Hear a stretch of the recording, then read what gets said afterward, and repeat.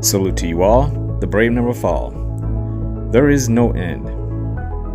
We're going to cover a topic that I think, from my experience, based on things that have happened in my life, things that have happened in other people's lives, the more I have taken on people that I'm coaching and I'm learning from these people more sometimes than I'm even coaching these people up, I'm also learning. That's what's so great about being able to communicate with people and people knowing you're a safe place to come communicate to, when they can come to you with very specific, vulnerable issues. You learn things about people that aren't as dissimilar as what you have been through in some point in your life, or could be a possibility in your life. And when I'm talking to people, one of the things I try to maintain a focus on is this could be you if it hasn't been you already. And there are a lot of things you can think about when you're talking to anyone. I think what people don't do enough of when people are talking is that people don't listen. You don't listen intently, and you can learn little tricks like listen and then repeat back a couple of sentences that they said so they know that you're listening. I have found that true intent when it comes to listening to someone else is found in empathy, where you're not just listening, you're also partially feeling what these people are talking about. And I think that's what helps a person like myself be able to really help someone else, because I can feel their pain and I can feel what they're going through. Now, that can be unhealthy, especially if it's a prolonged relationship. You have to withdraw a little bit and be able to refocus and reframe everything and say, okay, that conversation's over. I got to readjust and take in what that person said, because I'm feeling these emotions, but I'm also feeling that somebody else needs my help and I got to refocus and I got to get back to it. That is a skill. That's something I learned, and I try to teach people, especially people that come to me for help. I try to teach them qualities. Those qualities of what I'm doing to get them to talk to me, they should do for others, because you're going to be learning from other people. And this doesn't matter if you're introverted, extroverted, if you're a party animal, or you're somebody who just loves spending time alone and reading. You're going to interact with people at some point. Someone is going to come up to you and talk to you at some point. How you react to that person a lot of times says more about you than it does that person, because that person came to you for a reason. Nobody just randomly grabs somebody by the shoulders and says, listen to me. If somebody comes to you and they want to talk, they're coming to you to talk to you for a reason.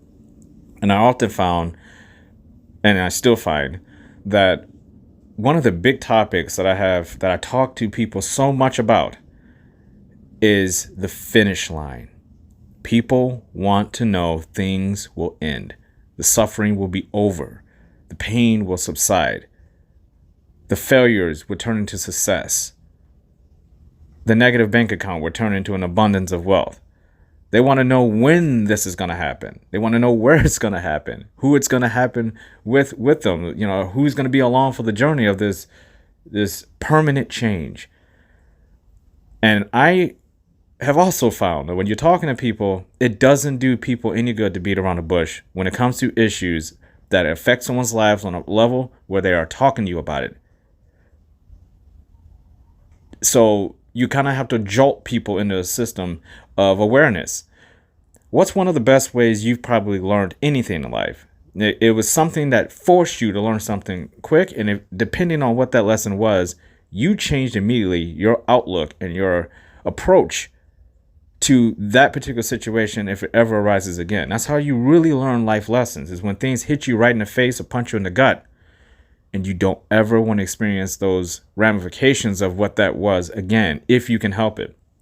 You want to at least prepare yourself for anything that can happen in life. So I always tell people, don't look at it as if there is an end, because I'm sorry to tell you, there is no end. There is no end. You are not guaranteed anything in life. The only thing you're guaranteed in life is that you will not live forever. You're guaranteed to die at some point. That's your only guarantee. Everything else is not up to you in that regard, where you can say, this is how I'm going to end something. And even when you have power to end something, that's a stopping point. You can technically restart anything if you wanted to, People might say, well, you can't restart a relationship if somebody discarded you and jettisoned you. That's not true. There is always a possibility someone can come back in your life and completely change. Why? Because you're not in control of those people. Those people might come to you a completely different person, and you might reevaluate the situation, and now all of a sudden, you're back in love with this person. This friend of yours that left you that was toxic, now all of a sudden they've turned their life around, now they're of value to your life again. That job that you left and vowed never go back to, you find yourself back with the same people working with them again. That busted up car that you had that you said, I can't take that junk anymore. Time to get rid of it? Yeah. Had a lot of memories with that car. I'm going to keep it. I'm going to get another one because I don't trust it, but I'm going to keep it. You can apply that to anything.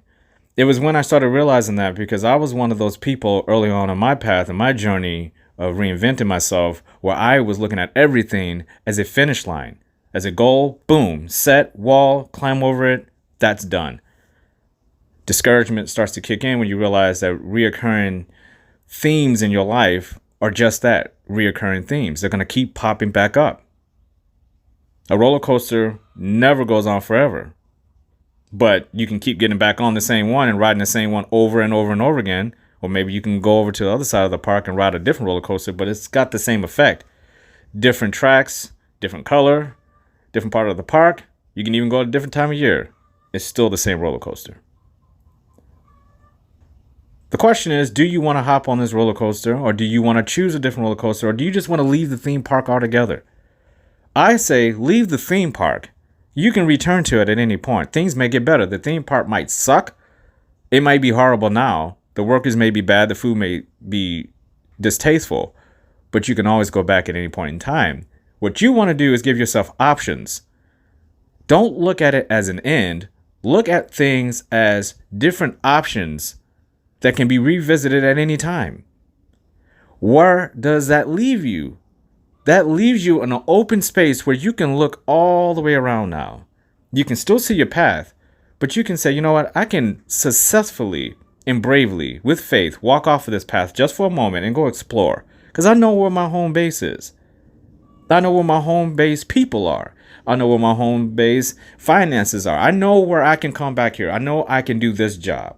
I know this person is always going to be with me as long as I value them as much as they value me. I know these things. So now I'm in control of more than just my mind. I'm in control of my destiny in a small degree, because we're still influenced by everything around us, which means if you're going to be influenced by things that are around you, you don't like the theme park, go someplace with a better influence. That's your choice. Give yourself the opportunity, but don't look at it as if I'm going to go over here and this would be my final destination. Just go explore. Don't put walls and parameters and labels and all these things on outcomes. It's fine to have goals. It's great to have dreams. But don't make it some kind of a goal that is entrapped in a, like Fort Knox, and you have to just fight and claw and bribe your way to get into the place. You get in and you realize you can't even take anything out because you were fooled. There's no gold in there. So what do you do then? You reach the goal and you find out, ugh, I kind of don't like this. It's not what I expected. Is that the end for you? No, you can step back and say, why is this? What is this about this is making me feel, not satisfied and unfulfilled? I achieved my goal. What's going on here? It's because there's no end. You achieve your goal, but you're not, all the stuff that was great about obtaining that goal and being on the path, you undervalued all those emotions and those feelings. It gave you power, it gave you strength, it gave you purpose. So once you reach it, that can't be the end. That's the beginning of the next goal. There is never an end. I tell people this all the time. Even with relationships, people have horrible breakups. People get divorced. People have friendships that end. People's children get estranged. Work relationships break down. Churches break up. Things happen. Those memories of those people, all the lessons you learned, all the encounters, there is no end to them as long as you exist. Because they're in your brain. As long as you remember most of that stuff, There is no end. And they're going to remember their part. So it lives on forever. There is no end. It's all connected. Life is a nexus. It's all connected. You're passing on memories to other people the moment you tell them a story. You are passing a memory of yours to someone else. Think about how powerful and beautiful that is. Whenever you tell someone a memory, you are sharing a part of them that is directly from your mind, your emotion, and how you frame it and tell that person that memory. They take that on. That is a big, big commitment to give to someone that I see people take for granted left and right. Almost 100% of people don't take that seriously enough. I do. Because when you come from a place of self-love and you value who you are and you also value your time, I'm not trying to tell people memories and things that are important to me to someone that I don't believe gives a shit. I'm not going to waste a breath. I'm not going to waste a moment of my time doing that. I would only share that with people who are invested in me as much as I'm invested in them. And I can trust them to take that memory on, and they're going to learn something from it. They're going to view it as a place of empathy. And they're going to also understand more about me, which in turn gets them to open up and share more. This is how you build a foundation of trust with somebody else. This is what I was missing for so many years. I did way too much talking and not enough listening to people. I didn't feel deeply enough. I didn't care. Why? Because I didn't care about myself. How could I possibly care about anyone else if I don't care about myself? Has to start with self-love, has to be continued with self-love, and it cannot get to a place where you see a finish line. If you start to see a finish line, stop. Try to head in a different direction. You don't want to stop. You want to keep momentum. Forward momentum. You want to keep that going in everything that you do that is positive. If it's negative, of course, you want to address that. I tell people, don't run away from negativity. Face it. Face negativity. Overturn it with positivity. Turn every negative into a positive. The more you are able to do that, it strengthens parts of you that you didn't even realize needed to be strengthened. You'll heal weaknesses that will go unnoticed by you, but other people see them. I can't tell you how many times people walk up to me and say, you did this way. And I remember like, oh my goodness, I didn't always do that. I don't even know how I fixed that. I didn't even realize the moment that I fixed it because it wasn't a moment. It was a prolonged, patient journey full of understanding of who I was and a commitment to self-love and not making the mistake of believing that at some point, no matter what I'm focusing on and who I'm focusing on and what job I'm doing and what organizations I'm involved with and what feats I'm trying to overcome, there is no finish line. Whenever I finish a marathon, and I love my marathons, those are my tests. That's when I test, do I still have mental fortitude and can I push myself? And that's what's great about marathons. Every single marathon, you can add on a few more miles and test yourself. And I love that. Because when I cross that finish line, my mind is already, okay, I just did 13. I just did 20. I just did 5. I just did 6. You can always think about, okay, the next time I'm going to do this. I'm going to do that. My mind is instantly going on to the next training session, the next marathon. The finish line doesn't exist.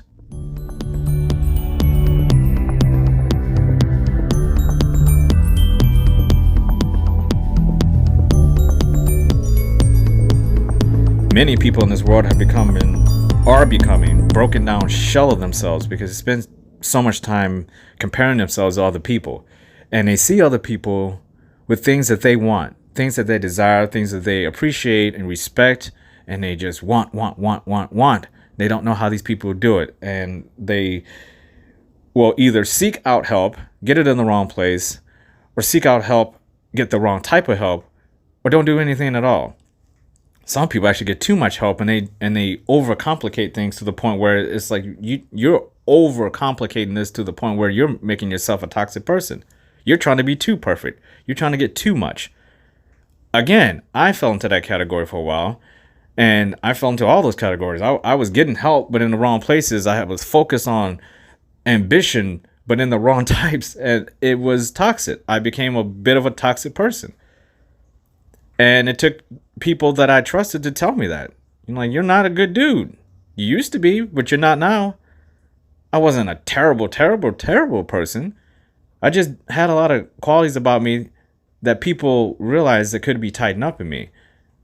But again, it always comes back to you. You have to make that decision. You have to look yourself in the mirror and figure out how you're going to do that.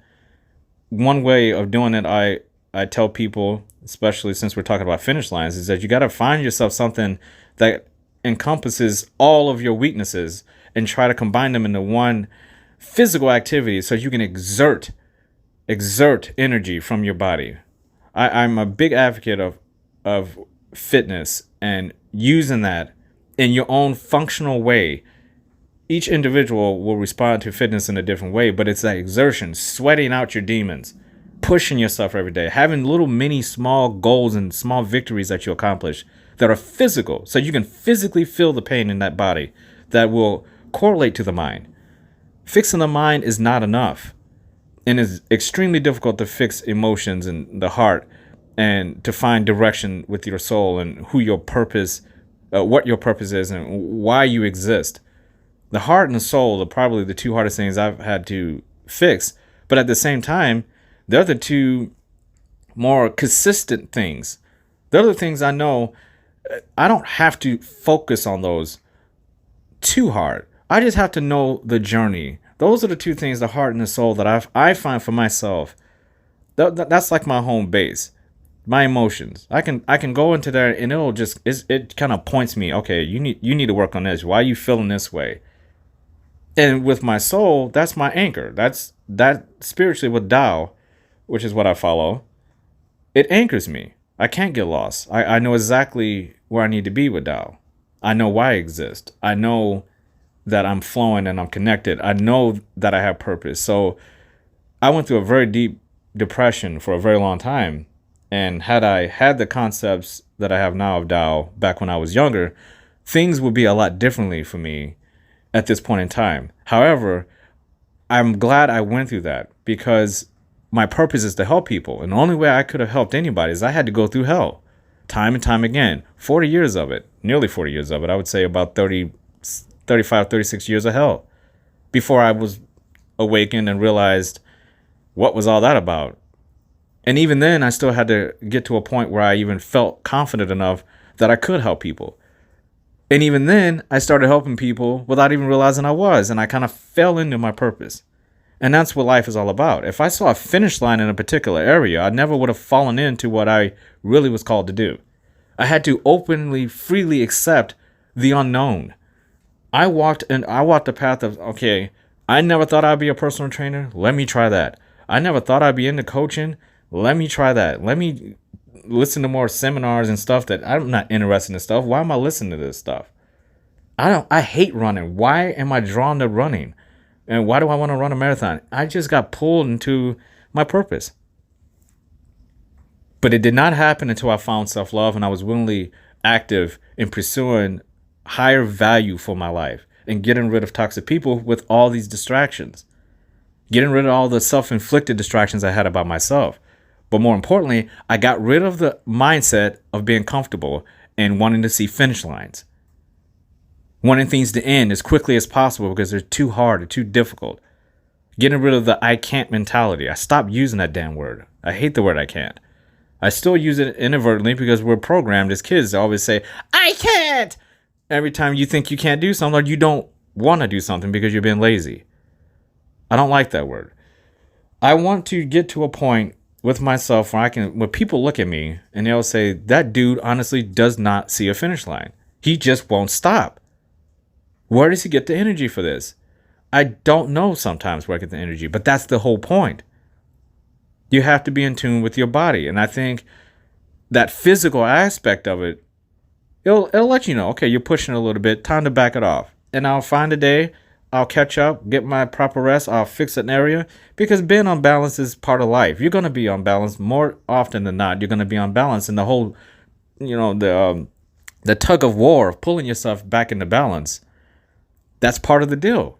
That's why there is no finish line, because you'll never be perfectly balanced. Finish line means perfect. Everything's complete. 100% task is done.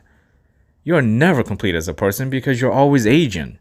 Even if you stood still like a tree, You're still going to age. You're still growing, whether you like it or not. It's what you want to do with that growth that makes all the difference, and what type of person you want to be, what type of individual you want to be for yourself, not what other people want from you, from yourself. Self-love, self-discipline, trying to stay as balanced as possible. But at the same time, fulfilling the things that you are obligated to do with your purpose, because we all have a job to do on this planet. Everybody has a unique gift. They're special, every person, or we wouldn't be alive. We're here for a reason. Unfortunately, this is a world where people die without knowing their purpose. People die searching for that finish line, and they never find it. They only find the earth when they're gone. Even when death, you're not completely useless, because even our bodies, even every breath you drew in your life served a purpose. We all were connected. You help more people than you know. People forget about the small things in life. Everybody looks at the big achievements. You don't have to be a billionaire to have a fulfilled life. You don't have to have the trophy wife and trophy husband to feel like you're in the best relationship of all time. You don't have to have the big house and the white picket fence, the best car. You don't have to have all that. Sounds sappy, but you don't. The best wealth comes from a person who is aware that they have value. That's the value. What good is it to have all that stuff and people think you're an asshole? What good is it to have what other people want if you're a person nobody wants to be around? You're toxic. Say what you want about Donald Trump, but look at him. Some people love the fact that he has everything and he can say whatever he wants and he's president of the United States, and other people hate him. What does that mean? It doesn't matter. He doesn't care what you think. He got all that because he doesn't care what people think. He loves himself. Say what you want about the man. He loves himself. And he's damn good at what he does. He's the president of the United States. That did not happen by accident. Now, that's an extreme example. But it's an example of, do you think Donald Trump ever sees a finish line? And same with Barack Obama. It doesn't matter what race you are. You think Barack Obama sees a finish line? It's the first black president of the United States of America. People like me thought we would never see a black president. That's inspiring. It's also inspiring to see someone like Donald Trump, of all people, basically win a popularity contest and get into the White House. That's life. It's life. And I think that's what's so interesting about life, when you can take a step back and you look at people. Those people at the highest level got there with self-love. That self-love is equal to any person who's all the way down at the bottom of what people in society call, quote unquote, the totem pole. Well, I don't see things like that. Everybody has a job to do. It doesn't matter if you clean houses or you're the president of the United States. You wake up every day with a purpose to fulfill. You do it the best that you possibly can. And you have the right and the opportunity to move up that ladder if you want. But you have to stop looking at the finish line. You have to stop looking up and saying ceilings and walls. They don't exist. Those are things that can be torn through, gone around. Even the sea. If you can build a boat, you can cross it. It may take a while.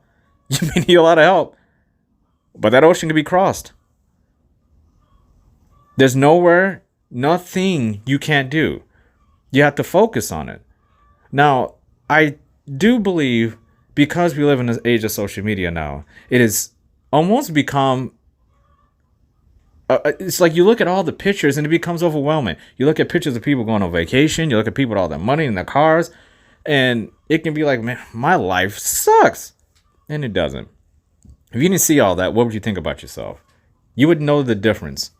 That's how this world became to be the way it is now to begin with. When people focused on themselves, back when it was, if you think about going all the way back to the hunter-gatherer, prehistoric man and woman, those people didn't have time to think about what the other tribes were doing because they would die. They had to focus on what was important, the little tribe. They moved to where they needed to move to, and then they moved on. They did the best they could with their short lives. They ate what they could get. And they accepted every single night when I looked up at those stars, not knowing what they were, freezing, listening for wolves and predators coming at them at all times. Those people had to live in a state of perpetual self-love to survive, and they didn't even know what that meant. We overthink way too much, and it's that primitive prehistoric mindset that got me to the point where I am now. When I woke, I just said, you have to start from scratch. Just act like you are not only a baby in prehistoric times. Eat like a caveman. Act like it. Just shut up. Act like you can't talk. Don't talk to people. Don't try to go out to club. Just envision that you just live in the wilderness. There are no nightclubs. There are no bars. There are no women. There are no toxic people. It's just my little tribe of people that I rely on every day. My son, I have to take care of him. Good communication with his mother to make sure that nothing affects him and he gets what he needs. That's like a tribe. Regardless of what the outcome of a divorce or relationship, still a little tribe. You got to do this with these people. And then you try to add in, you might cross a tribe. And they might say, hey, you want to pool resources here? That's valuable. These people, if you trust them, they're valuable. You stay away from the predators. Those are the toxic people. You need to find shelter and warmth. But you don't go crazy if you find a wolf. You don't eat the whole wolf in one night. You got to ration it out. Okay, now I need to save. I need to save money. I need to not eat so much. I'm in much better health. Oh my goodness, I got to go chase that bison or a bear down. I got to go out here today. My family needs to eat. I'm going to have to go out and run down this thing. I might have to run 20 miles. That's how I came up with the marathon. It just pulled me. You need to run. Just act like and I incorporated all that into my life. But the one thing I didn't do is I didn't see a finish line. Do you think a prehistoric person was thinking, if we just get through one more winter, we won't have any more. We just got to get to the finish line. They didn't think of finish line. They didn't think of anything. They looked up at the stars and they thought, this is life. We don't even know what this is. We just know we're walking around out here and we're thriving. We're not surviving. They didn't even know what surviving meant. They just knew, hey, we're part of all this. We're animals just like these animals coming to get us. We're killing animals. We're a part of nature. Very simple mindset. These people communicated without social media, without walkie-talkies when people are across. These people had to shout. They had to write things down in very prehistoric, very, very primitive drawings and symbols. They had to convey with empathy the best that they even knew how, because they could not speak the way we would communicate. So when you think about that, that means when I thought about how that happened, I'm like, okay, so I really don't have to talk as much as I thought I needed to communicate effectively. I don't have to talk like I do in this podcast. That's one good thing about this podcast. Once I get it all out, I tend to shut up, even though there's a couple people, especially a little butterfly, that thinks I talk too much. I probably do, but so do you. So maybe we're good for that. We can talk for forever. But the good thing is that when you do choose to open up your mouth and communicate with someone, it's nice to have someone who is on the same page with you and you can communicate effectively and you're both getting something out of the conversation. Because again, remember, your time is valuable. You don't have time to talk to people who are speaking nonsense. You don't have time to talk to people who have given up and just are living down and looking down upon themselves as their lives are meaningless. There's only so much you can do to help some of these people. They have to find a place to help themselves. So it's good to communicate with people and bring people in that aren't dragging you down. And you help where you can. But you have to have a little bit of tough love with people who need help, who see the finish line and they've given up. You have to show them, hey, there is no finish line. I'll be there for you. But you're going to have to understand and grasp the concept that life is not easy. Life can be very, very difficult, but they're not alone. And you be there for those people the best that you can. If they're not toxic and they're in your little tribe, you can help these people understand this. And as we go into intermission, remember, everything and everyone in this world is connected.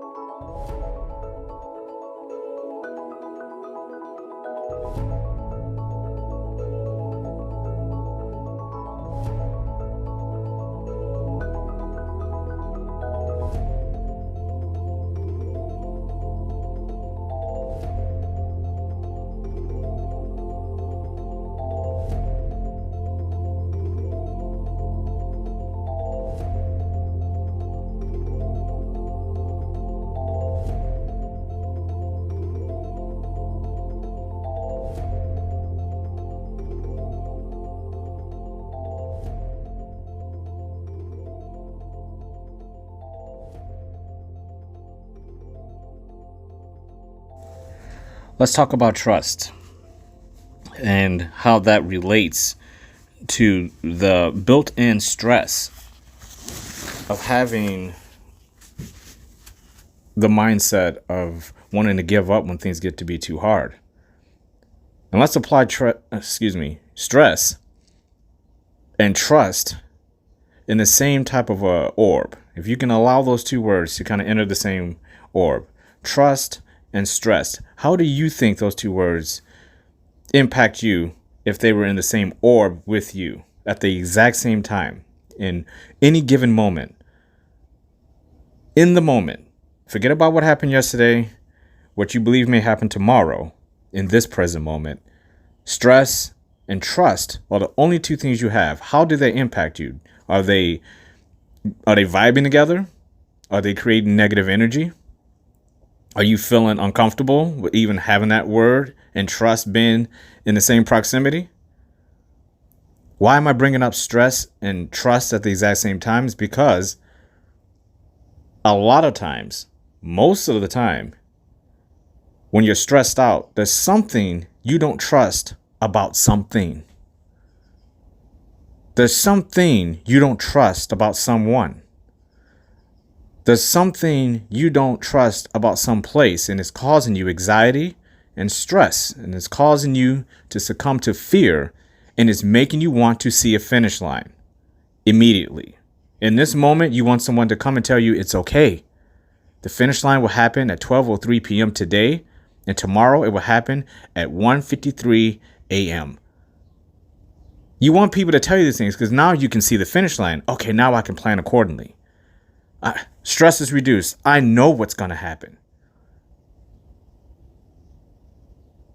So now you have some kind of false sense of trust and hope there. Because the problem is, just because someone tells you that the finish line are at those times, what do they know?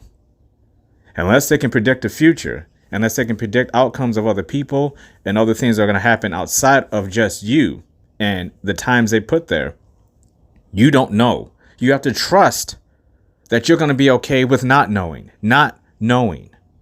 That's where the trust comes in with that stress. That's how I've overcome it. When stress starts to come up in my life, I start thinking of ways, how can I get to a place where I trust myself to get through this stressful situation without causing this stressful situation to turn into a fire? I don't want it to turn into a fire. I don't want the skies to turn red. I don't want it to be an apocalypse. I don't want my life to become a chaotic disaster. What I want is to feel that I can trust myself to move forward confidently through this time of stress, regardless of what the time limit is. Bring on 24 hours, bring on 2 weeks, bring on 2 months, bring on 2 years. I'm ready. Because in the meantime, I'm learning, I'm getting stronger each day. The longer this shit goes on, the stronger I'm going to get. The longer this shit goes on, the smarter I'm going to get. Problems are going to happen regardless if everything is perfect or when they're not anyway. Trust. You have to trust you are ready to overcome any situation without the big, broad whiteboard that is carefully planned out like you're in college and you're in the auditorium and the professor's writing on all these equations for you. Back in the day when I was in college, you had to write all this stuff down. Now you can just simply wait until he's done and take a picture.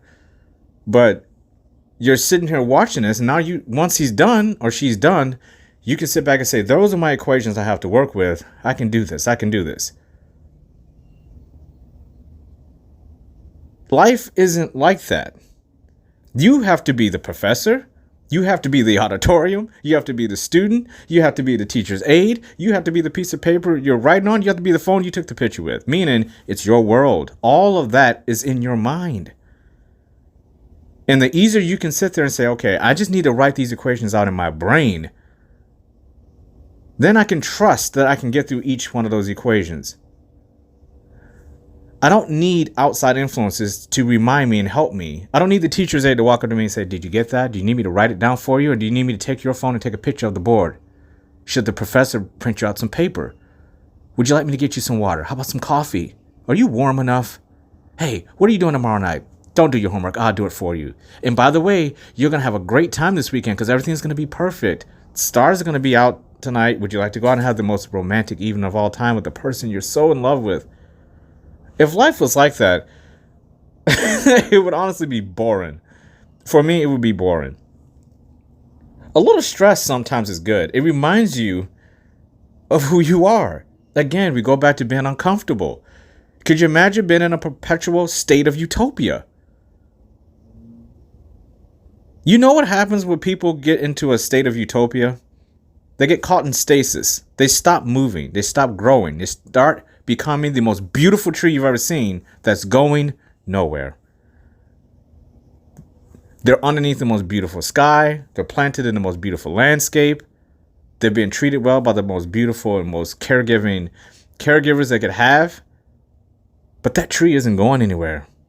It's beautiful in the perfect place, cared for by the perfect people, going nowhere. That's fine if you want to be that tree. I don't want to be the tree. I want to be the person who cares for that tree, and then I can walk away from that tree and go do something else. If I'm going to be a tree, I want to at least be in full control of things that are going to bloom from that tree and have some type of purpose to go seed other trees. But I don't want to be my purpose, just stay here, season round, perfect conditions, nothing happens, I don't change, my leaves never fall, I get perfect sunlight, I get plenty of water, there's no animals around, there's nothing eating, there's no bugs on me eating me up. I'm just a perfect, picture perfect tree in stasis in utopia. If you can get to any semblance of that, or any remote possibility of that being some type of something that you can get in your life where you're comfortable enough to have people around you that are going to care for you, you have the perfect outcome, the perfect job, you're making plenty of money, you got the bank to do what you want, you get to take holidays, you can do whatever you want, that's fine. But I guarantee you, the people who have that, who truly have that and have earned it and have worked their asses off to get it, they haven't forgotten their purpose. They trust that could go away at any time. They got to stay mentally sharp, emotionally aware of what's going on around them. They need some spiritual guidance, and they need to keep their bodies in the best peak condition so they can live longer than all the competition, all the people that are out there, and for the people that they brought into this world, for the loved ones. It's not just about you. Trust oozes out of you into other people. Other people will trust you when you trust yourself, and in turn, you have to trust other people. Not every person out there, when you're having a day, we've all woken up and we're like, this is how my day is going to go. Well, this is the construct. This is the building blocks, the framework of how I hope my day will go. The moment something starts to go awry, most people start to panic. Uh-oh, hopefully this won't be a bad day. That's a sign. I get up super early. I can't tell you how many times things happen before noon that could derail my day. And sometimes there is a derailing there. You will have to change not a little bit, but a lot that day so you can stay on your path and not get knocked too far off course. But at the same time, you understand that it's not just about you. A selfish person will look at that and say, I'm having a bad day. Forget everyone else. No compromise. I'm just going to worry about me today. And that's fine. You should. If you're not worried about yourself first, really any decision you make after that doesn't matter. If you don't have any self-love and self-respect and self-discipline for yourself, you can forget about helping anyone else or having anyone else trust you or you trust anyone else. It won't matter because you're going to be off balance and unbalanced and you're not going to be on your best game to begin with. You have to have your self-love be centered. That's where that trust comes in. If you want to overcome stress and you want to cross a finish line that you don't know is there, what's great about crossing a finish line is when you cross it and you realize, oh, I didn't even realize I crossed it. Again, going back to the marathon analogy, because for me, it's one of the things that changed my life. When I got to the point where I could see the marker say 1 mile to go, and I can hear the announcer calling off the runners' names as we cross the finish line, I remember saying to myself, wow, that came a lot faster than I thought. I could go another 6-7 miles. I'm not even ready to stop. I don't want this to end. That's one of the best feelings in the world because you went beyond what you even were required to do. And that didn't come from that day. That came from the preparation of knowing it doesn't matter that there's a finish line. I run every marathon as if the race will never end. What's 13 miles, 26 miles, 50 miles when you're thinking there is no finish line? You don't care. You have to keep going. You can't cross any finish line if you don't keep going. So when stress starts to hit you and that bad day starts to rise up and you start having these people with these negative energy filled moments start to come at you, and you have these toxic people who are trying to derail you, you have to make adjustments. And you want the next day to be something that you've learned from, and you want to get the next day to be a better day based off of some of the things that are happening. So you instantly start turning all those negatives into positives. So it doesn't derail you into day 2, day 3, day 4 of the snowball effect, which I see too many people get involved in. They allow too many little moments in one day roll over into 3 or 4 days, where at the end of that day, if you can correct some of those mistakes, some things are going to happen to you. You're going to make mistakes. You're going to say things you regret. You're going to do things you know you could have done better. You're not going to do things at all that you know you should have did. And that's okay. That's living a full day. You're given a full range of emotion and mental clarity, and you're hitting places in your soul, and you're physically active because you're up. The more you're up doing stuff physically, the more opportunities you're going to have for things to kind of get messed up. That's why people love that utopian tree up there, because there's less opportunities for you to interact with people and places and things to basically give you a bad day of stress. This is what being comfortable is a detriment. You don't want to be too comfortable, because when things happen, you're not prepared. Again, you're training in the marathon, so when you get to the marathon, you're just enjoying the race. You're not worried about, did I train enough? Can I finish? Of course you know you can finish. You showed up that morning. I wouldn't ever want to show up to a marathon thinking, I hope I can finish. You've already lost. You're not going to finish. Or you're going to have a very poor outing. You want to show up to that marathon knowing, I could do 2 of these today. This is going to be fun. That's the mindset I have with each day as well.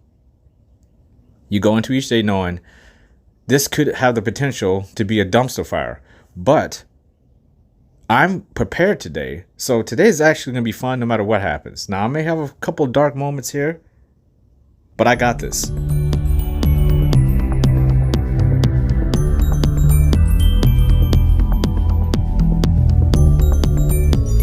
You just don't want things to roll over into that next day, and the day after that, and the day after that, and the day after that.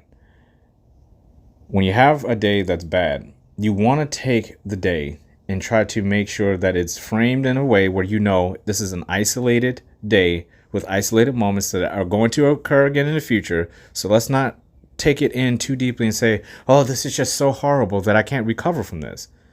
You do that, you're saying, well, in the future, I'm going to have future moments where I know I'm not going to be able to recover from things like this.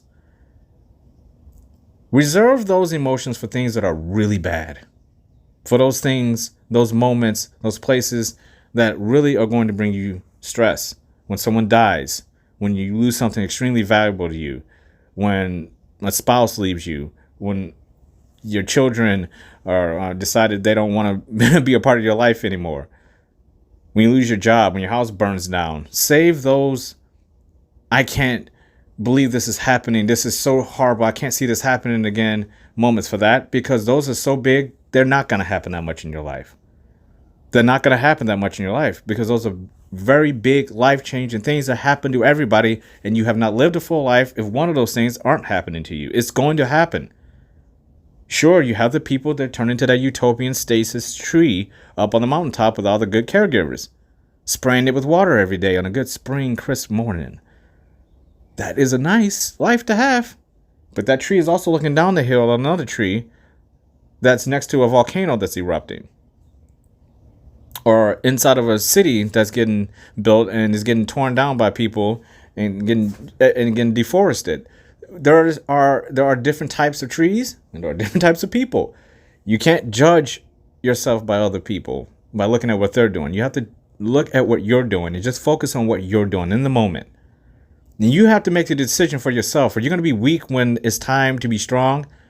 Are you going to not judge people the way you don't want people to judge you? If you have a bad day and you make a decision, you're saying, hey, I'm sticking to my guns on this.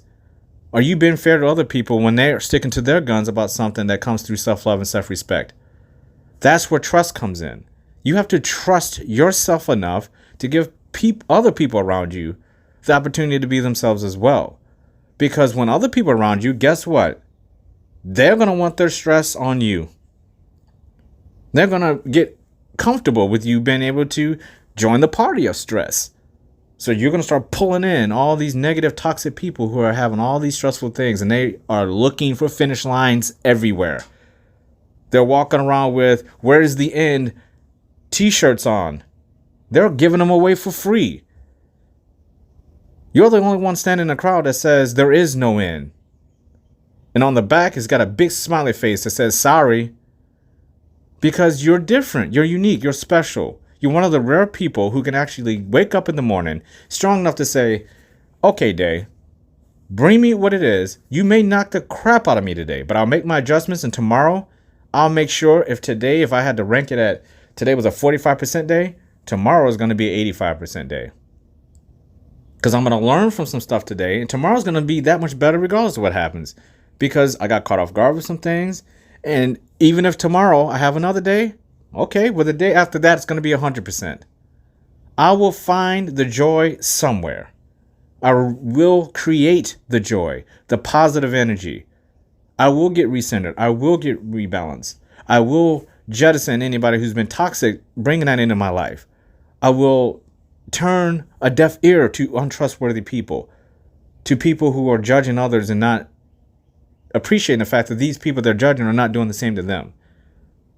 Ask and you will get the same in return. If someone is full of stress and you allow them into your life, that's what's going to happen. If you give people a little rope and say, hey, look, what's going on? Let me listen to you. Take all the time you need. You're the type of person that I know is you don't have any bad intent. You're just having some moments, and I understand you need to get recentered and rebalanced. I'll allow you that time. How often do you hear that from people? Especially if it's an inconvenience to something they have to do. You just don't hear it all that often.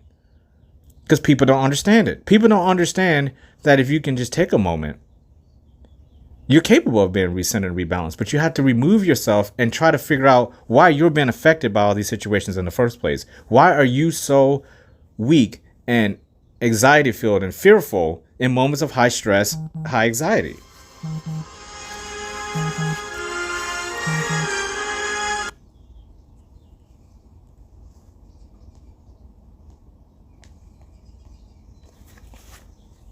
And a better question to ask is this. If those people relied on you to get them through the day positively, would you be a positive or negative influence in these people's lives? What happens when stress gets to you to enough where you feel like maybe you're the toxic person because you can't handle stress, that you're looking for the finish line? I see a lot of people walk around you. They think they're not toxic. They think they're not negative. They think they're not narcissistic. They think that they're full of self-respect, self-discipline, and self-love. Yet they're treating other people like crap when they're not having a good day. And I tell these people, you can string together 7 days of feeling like you have self-respect, self-love, self-discipline. It only takes a few moments for you to show who you really are. It only takes a few moments to show who you really are. That's anyone. You ever seen somebody really quiet, you don't know anything about them, and then all of a sudden they'll do something to shock you, and you realize, was that in that person the entire time? That was awesome. I didn't know you could do that. The person looking at you like, yeah, well, it's none of your business to know what I can do. I'm centered. I'm balanced. I have self-respect, self-love, self-discipline, and I don't have to prove myself to anyone. I trust that in the moments where I need to step up and do what I have to do, I'm just going to do it with or without your approval. I'm walking at the beat of my own drum. I'm not looking for a finish line. There's no finish line for me to prove to you who I am.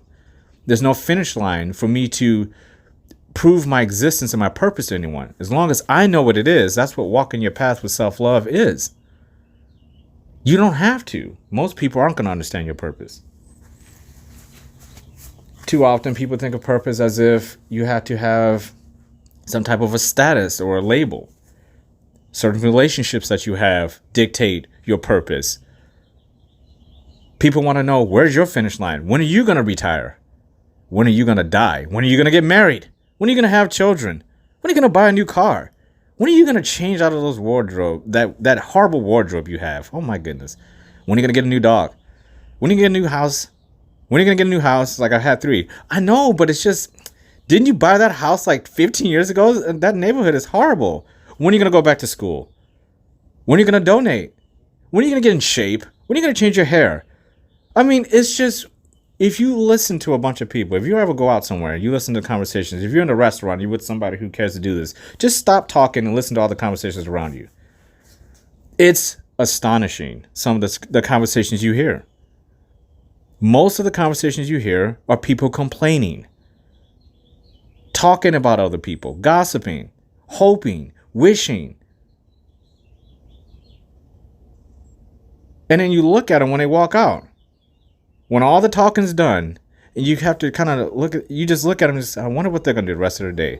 And based off that conversation, you can tell pretty much they're going to do the exact same thing they were doing. They're going to find the next opportunity to do complaining, to do some blaming, distracting themselves from the realities of who they are and who they're with, because they have no purpose. These people are looking for finish lines. These people are hoping that someone comes and saves them.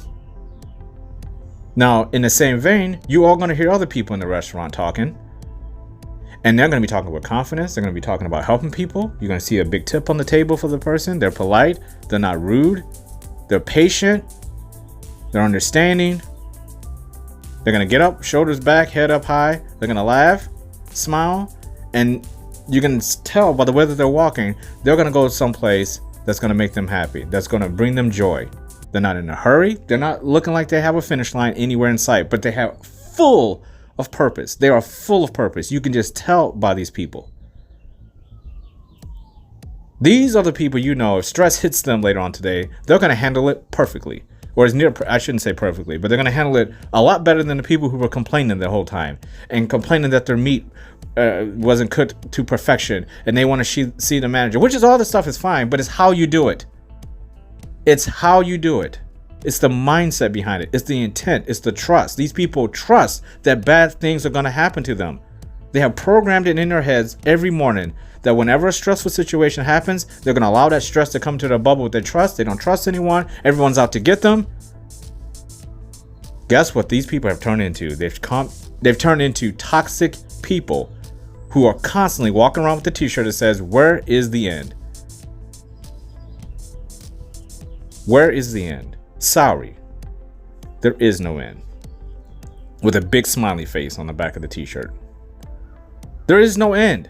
Because when you turn around to walk away from these people, you want to see that. The front of the shirt says, "Sorry, there is no end." And on the back, it says again, big letters, "Sorry," with a big smiley face.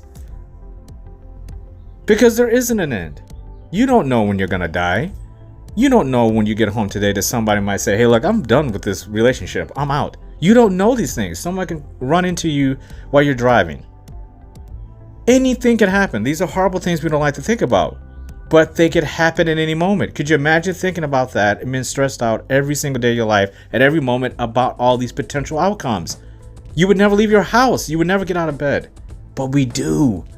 Which means everybody has a level of trust in them that they start the day off with. It's just how much do you want to maintain that trust? Do you want to go to bed at night with the same level of trust you had when you started, no matter what happened? How do you do that? Self-respect, self-love, self-discipline. You're safe because you know in your mind, you don't care if things get a little uncomfortable. In your heart, you don't care if things get a little uncomfortable. Spiritually, you don't care if things get a little uncomfortable. And physically, you don't care if things get a little uncomfortable. You are prepared for anything. You're surrounded by good people with high value who have patience and understanding through the entire process of the day, just like you do. Just like you do. They know you are special just like they are. So you have people that have your back. And even if you don't, guess what? You know you have your own back, and that's all you need. Those people are just bonuses. And if they don't understand it, they are jettisoned. They are gone. You don't need negative people in your life who are going to pull you down through their stress and yours. If they're starting to lose control of their lives and they're saying, "Hey, I don't want to do this alone. Come on over here and get some of this stress." You got to say to yourself, I have more self-love for myself. I love myself too much to get anywhere near you. Now, I will offer you help, but I'm going to offer you something that's invaluable. I want you to start figuring out why you're in this situation in the first place and why you are so stressed out, and have you had any time to reflect on why this is, and have you tried to seek any help?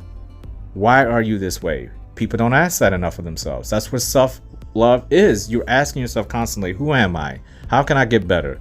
How can I become the best version of myself? How can I walk the path I'm supposed to walk versus the path people expect for me to walk?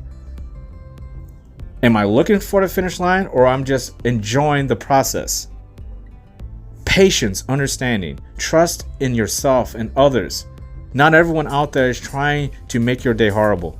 Not every place you enter is a fearful place that's trying to pull you down into the fires of hell. You have to trust you're adaptable. You can do anything. You could be anyone you want to be, but you choose not to. You need to be yourself. Anybody can mimic someone else. The hardest person in the world to imitate is yourself. You ever see somebody try to imitate you? They think they're close, and you're like, you don't know me, so how could you possibly imitate me completely? How could you possibly mimic me completely when I don't even know how to mimic me completely? Because I don't know myself. I don't know myself, but I do know one thing. The process of getting to know yourself is where you're going to find that strength, because you're constantly looking for all the positive pieces and you're leaving all the negative pieces down. You're going to pick up negative pieces and think they fit. You're going to search for that piece and search like a puzzle. It's just not going to fit. It's not even supposed to be in the same box as the pieces you're picking up. Jettison it. Look up. Keep walking. Now is not the time to start looking for the finish line. Now is the time to start saying, I'm gonna cross it. There's always a finish line. You just don't know where it's at. You don't have time to put that in your brain. Who cares what a finish line is? Be you. And just take each moment and make that moment the best moment you can make. When it's a stressful moment and things go negative, that moment's gone. It's a new moment. Now you can start over. Just keep making those adjustments. No one says just because you overcome a moment and it's positive, negative moment's not going to come along. That's why the moments. The next moment doesn't give a shit about what the last moment did to you or what the next moment's going to do to you. They don't care. You have to be prepared for it. Patience and understanding in yourself is just as important as you expecting patience and understanding from other people. Trust yourself. Believe in yourself. Give yourself hope. Create your purpose. Create it. Believe in it. Trust your intuition. Be knowledgeable about yourself. Get to know who you are. Explore who you are. Accept the fact that you are original, unique, and special. Because you are. Or you wouldn't be on this earth. And if no one has told you this today, I love you. You deserve to hear that. Salute to you all. The brave never fall.